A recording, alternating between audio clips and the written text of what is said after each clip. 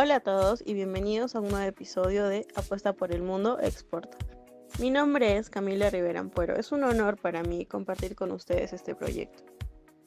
El comercio internacional es un tema apasionante y nos va a permitir dar lo mejor de nuestro país para el mundo. Así que confío que en lo que vemos en este podcast sea muy entretenido y de muchísimo interés para vosotros. Bienvenidos.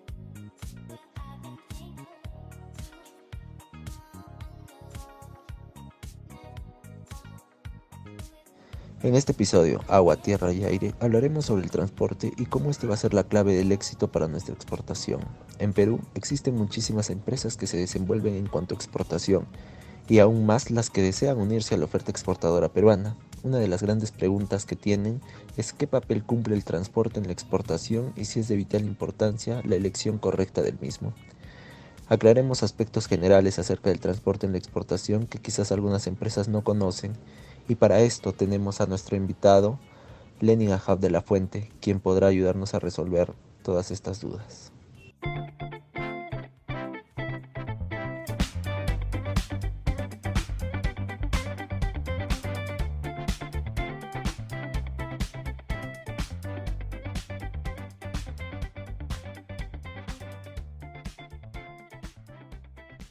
Buen día, mi nombre es Ahab de la Fuente, soy especialista en comercio internacional.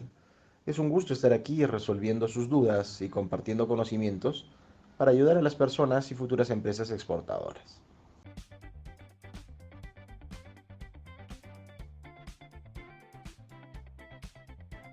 Para empezar, ayúdanos con esta pregunta. ¿Qué debe saber una pyme sobre el transporte internacional y cuáles son los tipos de transporte que se emplean en el Perú? Bueno, cuando hablamos de pyme, hablamos de una empresa pequeña, ¿no?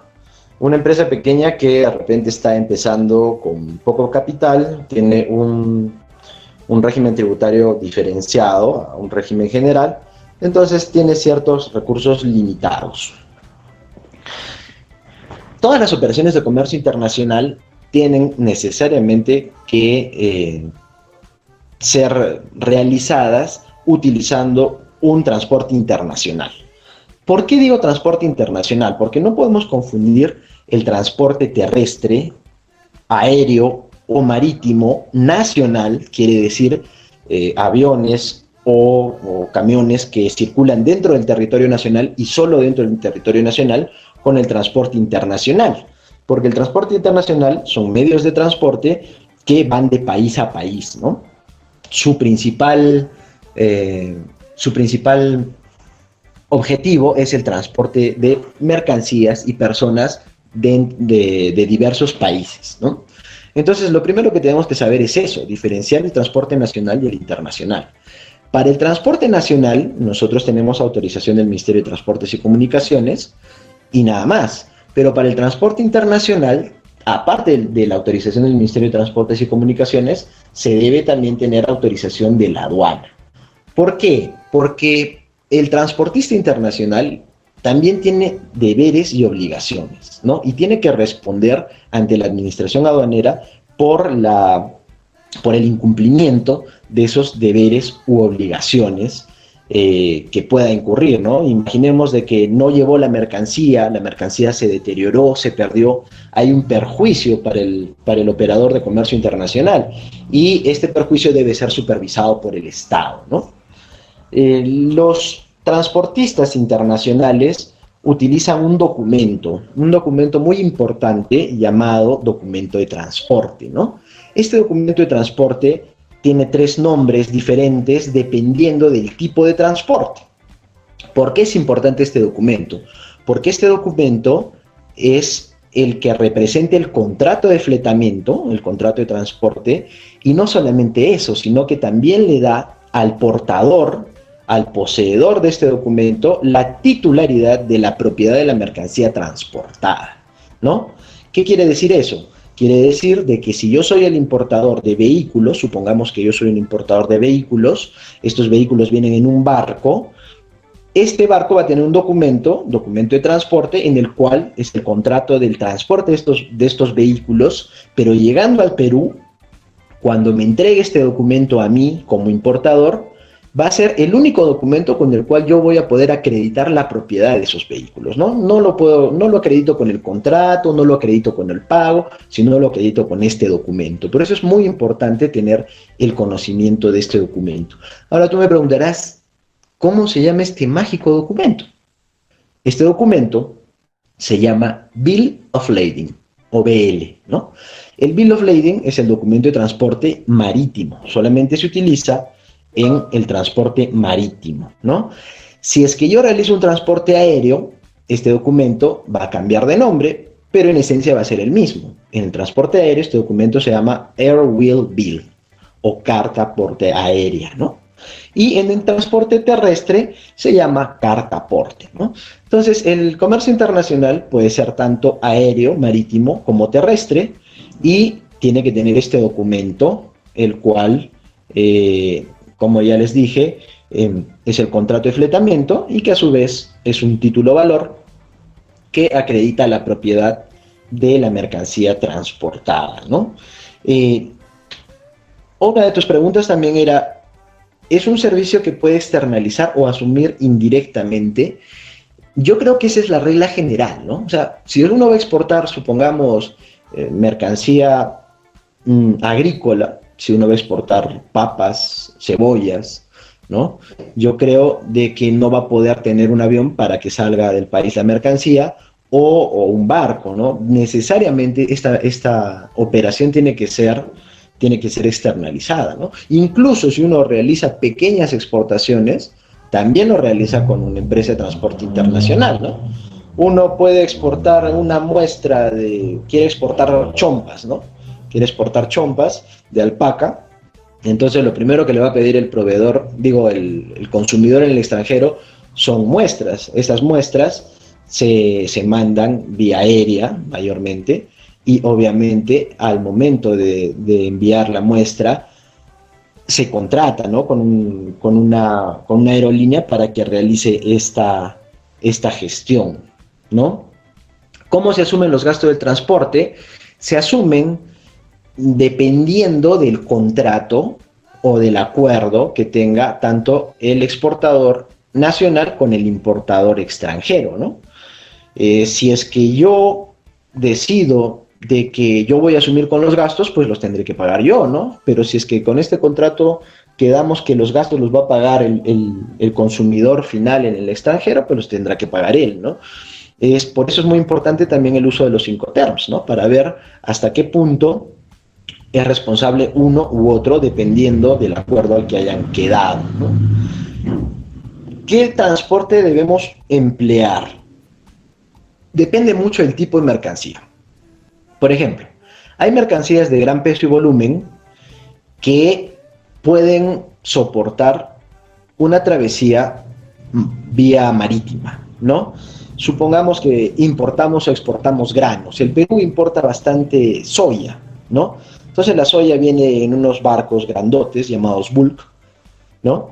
Que son granileros. Entonces el flete es más barato por la cantidad, ¿no? ¿Cuál es la desventaja? El tiempo, ¿no? Una travesía marítima de acá a Asia, por ejemplo, mínimamente dura un mes, ¿no? Pero ¿qué pasa si yo quiero importar celulares de última generación? Los voy a traer por barco. En ese mes se me pasó pues la tecnología, ¿no? El celular que yo pensaba traer ya trajeron uno más moderno, ¿no? Entonces, para ese tipo de mercancía, más que todo mercancía de tecnología, es mucho más certera el transporte vía aérea, ¿no? Es mucho más certero, señalar transporte vía aéreo, ¿no? Porque un transporte en vía aéreo máximo, en el peor de los casos, pues, te dura 24 horas, ¿no? ¿Cuál es la desventaja? Es mucho más caro, ¿no? Ahora, por ejemplo, tenemos mercancía como el oro. El oro es una mercancía bastante sensible a los cambios de precio, ¿no? Entonces, correspondería mucho hacer un transporte aéreo, ¿no? También por la custodia de esa mercancía, ¿no? Es bastante peligroso llevar oro. Entonces, este oro se puede perder ¿cómo se llama? En el puerto, en el barco, ¿no? Por la cantidad de mercancías que se está moviendo, necesita un cuidado especial, ¿no? Las flores, por ejemplo, también son mercancías que exporta el Perú constantemente, pero las flores pues son delicadas, ¿no? No voy a meter una flor en un barco un mes, ¿no? Estas flores también tienen que ser exportadas en cantidad, con medidas de refrigeración especiales, ¿no? Vía aérea.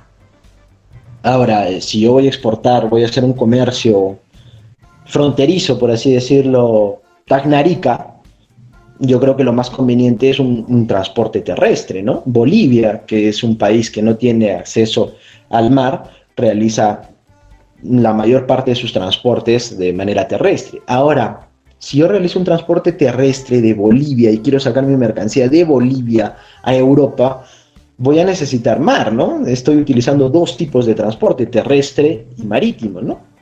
Pues bien, eso tiene un nombre, se llama transporte multimodal, ¿no? Ahora, respecto del pescado que se quiere exportar, el Perú exporta bastantes productos marítimos, el Perú exporta aletas de tiburón, que es muy consumida en Asia, muy cara también, exporta calamar, exporta pota, ¿no? Harina de pescado en grandes cantidades, el Perú es uno de los más grandes productores de harina de pescado. Todo este tipo de mercancías se recomienda mucho la exportación marítima, ¿no? Ellos van en contenedores especialmente acondicionados, que se llaman reefers, ¿no? Contenedores que desde que se cargan hasta que llegan a destino mantienen una temperatura congelada de la mercancía que hace de que esto pueda pues llegar a destino a temperaturas adecuadas, ¿no? En tu experiencia, quería que nos dijeras cuál es la importancia y cuál es la función que tienen las aduanas en el comercio internacional. Mira, la principal función es de control. La principal función que tiene una aduana es de control, ¿no? La aduana controla la mercancía que sale e ingresa al país. ¿Por qué? Porque puede ingresar mercancía que sea dañina, sea peligrosa para el sector, para el, ¿cómo se llama? Sea peligrosa para toda la colectividad, ¿no? Imaginemos de que ingresa ropa de segundo uso y esta ropa de segundo uso puede estar contaminada con una bacteria, con algún virus, ¿no? Entonces eso va a ser dañino a la comunidad, por eso está prohibida la importación de ropa de segundo uso. ¿Quién controla que no ingrese ropa de segundo uso? La aduana. Supongamos de que ingresen medicinas que no tengan todos los estándares de calidad necesarios por la OMS y estas medicinas pues sean dañinas para las personas, ¿no? ¿Quién controla el ingreso? La aduana, ¿no? Entonces, un punto muy importante de la aduana es el control del ingreso de la mercancía. He puesto algunos ejemplos peores todavía, el tema de las drogas, ¿no? La salida o ingreso de estupefacientes es bastante dañino para las sociedades, ¿no? Y otro punto muy importante de la aduana es el tema de los tributos. La importación está afecta al pago de tributos, entonces la aduana es el ente recaudador por antonomasia y exclusividad de todos los impuestos que se puedan cobrar a las importaciones, básicamente, ¿no? Porque las exportaciones en este momento no tienen pago de impuestos. Hay países que sí graban sus exportaciones, pero no es el caso del Perú. Esa vendría a ser la importancia de la aduana. Bueno, señor Lenin, muchas gracias por resolver nuestras dudas acerca del papel del transporte en la exportación. Estoy seguro que serán de gran ayuda para todas las personas y para las pequeñas empresas exportadoras.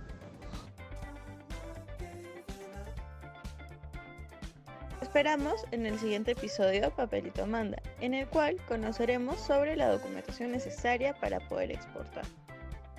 Recuerda que puedes encontrarnos como Apuesta por el Mundo Exporta en YouTube, Facebook, iVoox y Spotify.